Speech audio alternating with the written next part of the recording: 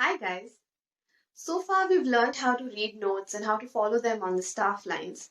But merely reading notes is not enough. Music is meant to be expressive, so we need to know the signs and symbols that help us follow music and make it expressive to a certain extent. And these symbols could help us know whether the music has to be soft or loud, whether it has to be fast or slow, whether any note has to be emphasized or any section has to be repeated, or if it has to be smooth or detached, and those kind of things. And of course, there are a few performance directions that are instrument specific. So let's look at all this today. I'm clubbing everything that instructs the performer to play a certain way into performance directions. So we have performance directions divided into 4 sections, which are dynamics, that is the volume, articulations, the way in which different effects can be created, tempo markings, the words or numbers that tell us the speed of music, and there are instrument-specific performance directions. Now let's see the sections one at a time. Beginning with dynamics, I have displayed the 6 basic dynamics in columns of abbreviation or symbols, Italian full forms, and the English meaning. As you must have observed, these are listed in an increasing level of loudness or volume. None of these dynamics have a definition that is measured in decibels, but they must be followed in relation to the previous dynamic marking and should also differ from the next dynamic mark to come. That is, a difference in volume must be heard when you encounter a new dynamic mark. Now let's look at the dynamic markings that ask us to gradually get louder or quieter. For example, if a vehicle coming from a distance passes us, we observe that the sound is quiet at the start and gets louder as it approaches. It is the loudest when it's closest to us and gets quieter again after it passes to eventually fade away, like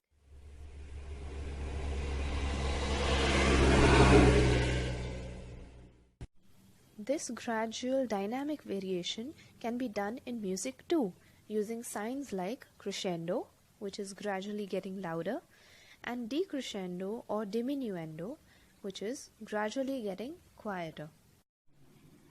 That's about it for dynamics. Moving forward, let's look at some common articulations. These include any signs or symbols that would indicate the characteristic of the note or notes to bring out a certain kind of effect. The articulations would include staccatos, slurs or legato playing, sforzando, and various accents.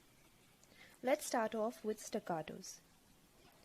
These are indicated by dots above or below the note heads, and those particular notes are meant to have a very short sound. Something like this.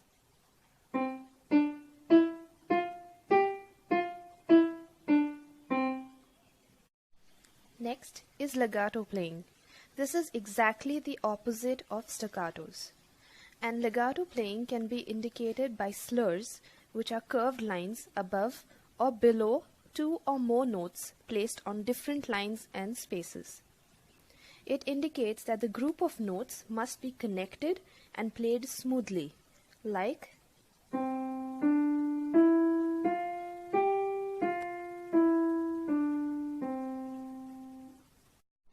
Finally, we come to accent markings.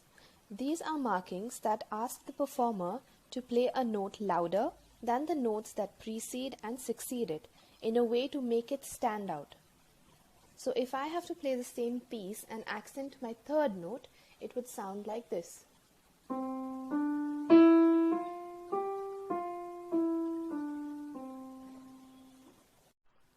The differences between the various accent markings are quite debatable, but sforzando is usually louder than the other accents. Now moving on to tempo markings. The easiest way to describe tempo markings would be to say that it is the speed of music. These tempo markings can be written in words or numbers on the top left of the piece, just above the first measure. A device called a metronome is used to measure the tempo.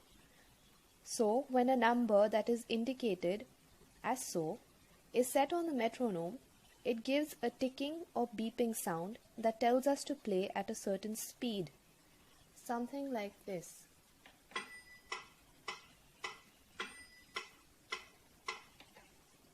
Which of course can be lowered or raised. Let's look at a few common tempo markings. Beginning with the slowest, we have Adagio with a BPM, that is beats per minute, of about 66 to 76. Then we have Andante, which is slightly faster at 76 to 108 BPM. Next we have Moderato, which is faster than Andante at 108 to 120 BPM. And last we have Allegro at 120 to 168 BPM.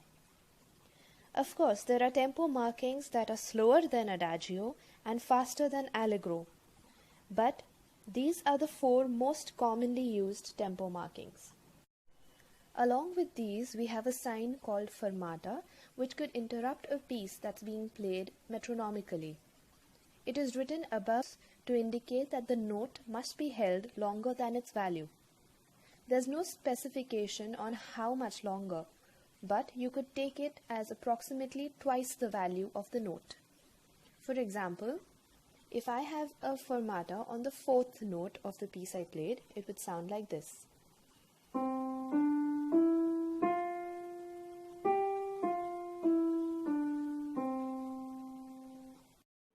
Let's have a look at a short score that incorporates some of these performance directions that we just learned.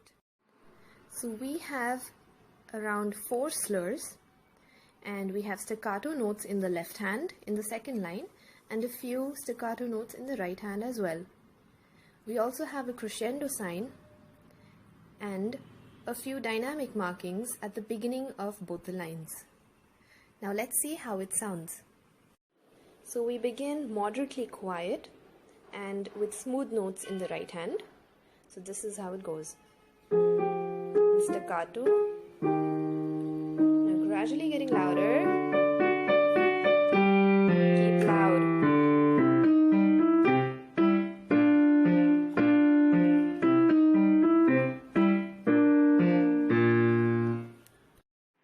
And that's about it for common performance directions.